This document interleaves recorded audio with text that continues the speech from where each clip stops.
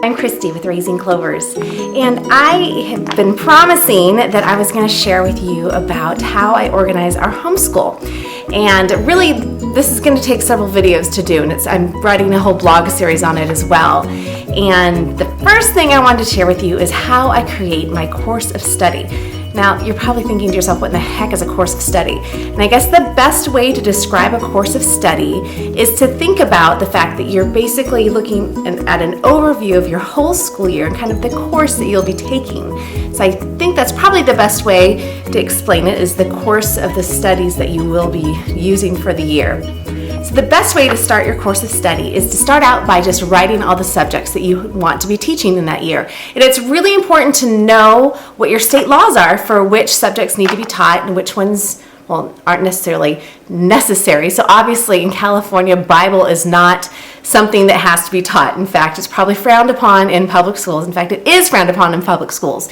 But we're a private school. That's how I homeschool in California. So Bible is on our curriculum. It is the number one thing on my course of study, which I'll show you in just a little bit. So you want to write out your subjects, and I put little subject headers. So like language arts has like 6 things in it, which cracks me up that language arts kind of encompasses so many things. So if you think about it, language arts is writing and reading and vocabulary and spelling and penmanship. In fact, penmanship is definitely on my list. It may not be on anyone else's course of study, but it's really important to me that when my kids learn to communicate with writing or handwritten letters, that they looks really good. So I think it's kind of a first impression type of thing for me personally, but that's one of the items on my course of study. The next thing is, under each subject, you want to go ahead and put down each child's name. So I use one course of study for all of my kids. So under math, I'll write down, 6th grader, 5th grader, etc. And I usually write their names, but I'm just giving you an example. So you write their names in, and then I go through and I just pick out the curriculum that we're going to be using. So if I'm using, in the past I've used My Father's World. So My Father's World covers a lot of different subjects. And so I would just take whichever books are going to be used in each of the different subjects. And sometimes books are used in more than one subject. And that's important to know. You can actually spend a ton of money buying curriculum for each and every little subject, and you really don't need to do that. Oftentimes, you don't need separate curriculum because it's already being taught in some of your other subjects. So that's a key thing to be looking out for when you're looking at curriculum. And even in your course of study, I'll suddenly realize we're doing a ton of writing. And with the writing, maybe I'll have my kids that year, instead of working so much on typing out their papers, maybe I'll have them do their final draft and their best penmanship. So then I don't need an extra penmanship book.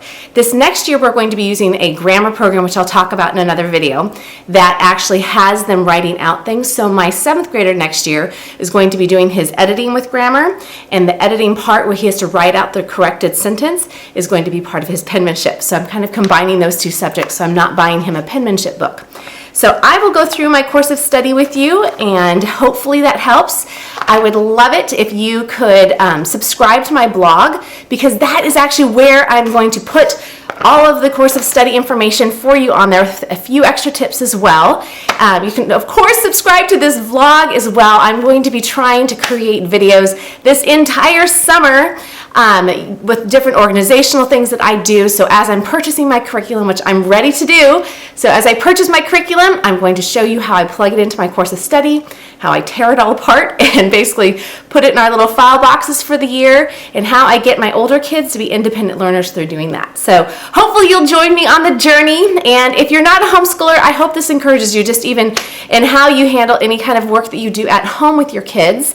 And so I guess that's it. I will show you the course of study that I used for this year. So hope you like it. All right, here's my course of study for this last school year. And as you can see, I have divided it out into different subjects, as I had already mentioned. Now, so you don't get overwhelmed, I actually wrote in red, and I explained that some of the things that we did not do and what we did in place of that. So I added little notes in here as well. And all of this is on my blog. In fact, I have a PDF form that you can see exactly what this form is. But I hope that this kind of gives you an overall understanding. So as I mentioned earlier, Under language arts, we do that daily. We do some aspect of it daily. We have literature, so we're always reading really great pieces of work. And sometimes if I don't have time, because I'm working with the little kids, we use audiobooks. So I usually try to look and see, like I said, the curriculum I use is My Father's World. So if one of the pieces of literature we have we're not getting around to it, I look to see if there's an audio book of it as well. And we keep a book basket as well that the kids can go through. And those are just library books that we go through. And then we have phonics, we have grammar, penmanship, spelling, and vocabulary, and writing, and then on to the other subjects as well. So I hope that gives you just a quick glimpse, and there's actually a page too, which I will show on my blog. So hopefully that helps you to understand kind of what my course of study looks like.